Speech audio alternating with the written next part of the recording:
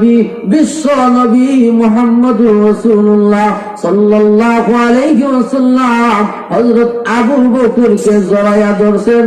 জোরে জোরে কোন সুবহানাল্লাহ। হযরত আবু বকর সিদ্দিক আল্লাহর নবীকে এমন ভালোবাসতেন, এত ভালোবাসতেন, আল্লাহর নবীকে একদিন গিয়ে বলেন, ইয়া রাসূলুল্লাহ, ইয়া হাবিবাল্লাহ, ও নবীজি, আমাকে হিজরতের অনুমতি দান করেন, আমি মক্কা থেকে মদিনায় চলে যাব। আল্লাহ রাসূল বললেন, আবু বকর, তুমি এখন হিজরত করিও না, আমিও হিজরত করব। আমি যখন মক্কা থেকে মদিনায় হিজরত করব, তখন তোমাকে সাথে নিয়েই হিজরত করব। হযরত আবু বকর সিদ্দিক রাদিয়াল্লাহু তাআলা আনহু অপেক্ষায় ছিলেন। আল্লাহর নবী যেই দিন আমাকে হিজরতের কথা বলবেন, ওই দিন আমি নবীজির সঙ্গে যাব। নবীজি যখন হিজরত করবেন আমাকে সাথে নিয়ে যাবেন, তাই উনি নিশ্চিন্তায় বসে আছেন।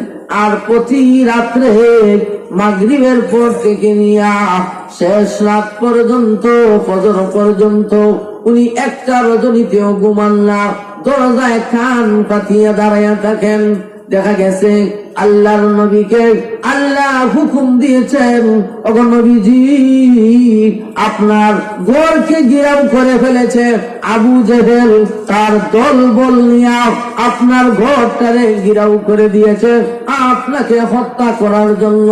ওগো নবীজি, এই মুহূর্তে আপনি ঘর থেকে বের হয়ে চলে যান।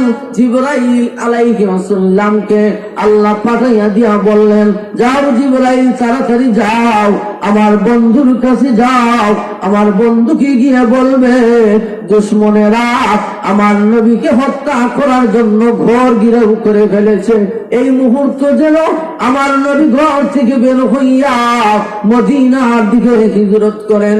জিবরাইল আলাইহিস সালাম এসে বলেন, ইয়া রাসূলুল্লাহ, ইয়া হাবিবাল্লাহ, ওগো আল্লাহর নবী, এই মুহূর্তে আপনাকে আল্লাহ হুকুম করেছেন হিজরত করার জন্য।